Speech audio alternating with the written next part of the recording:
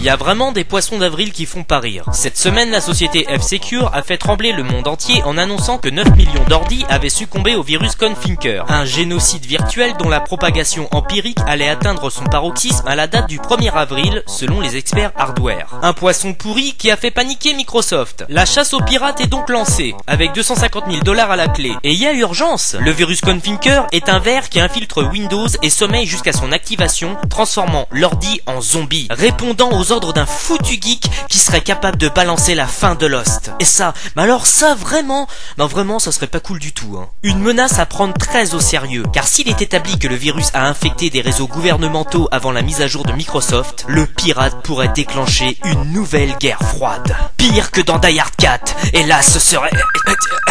Excusez-moi. Allô, Néo. Oh, Néo. Ça fait une plombe que j'essaie de te joindre. Ça bug grave dans la Matrix, là.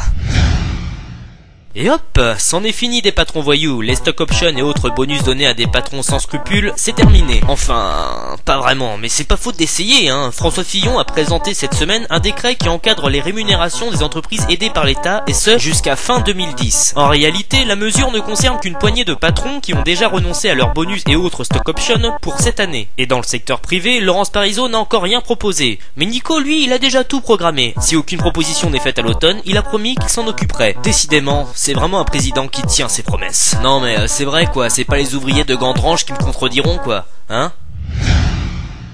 Ici, Londres. Mais non, je déconne. Faut pas croire, au G20, l'humeur est à la gaudriole. Entre deux débats sur la régulation des marchés financiers pour en finir avec cette satanée crise, on s'est bien marré à la machine à café sur les déboires conjugaux de Jackie Smith, la ministre de l'Intérieur britannique. Le tabloïd Sunday Express a révélé que le mari de Jackie a profité d'un de ses déplacements pour commander sur internet des films porno. Et tout ça aux frais de la reine. Les Anglais ont beau avoir de l'humour, contribuer au plaisir solitaire de Sir Smith en période de récession, ça la fout mal. La pauvre Jackie a donc été contraint de rembourser sa facture internet. Et son mari, interdit de net, il ne lui reste plus qu'à s'occuper avec ses 10 doigts. Enfin, de préférence.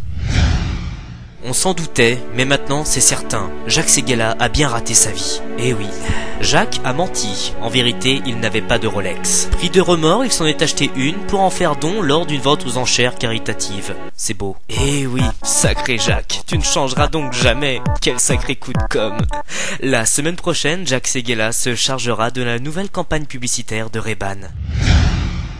J'ai été élu l'homme le plus classe du monde. J'ai pris l'habitude de me déplacer avec 1000 personnes dans une limousine à 300 000 € que j'ai surnommée The Beast. J'ai aussi 5 hélicoptères qui me suivent et 2 Air Force One sous le coude.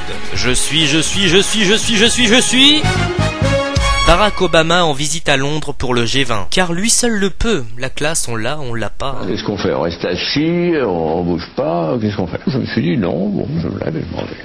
Au revoir.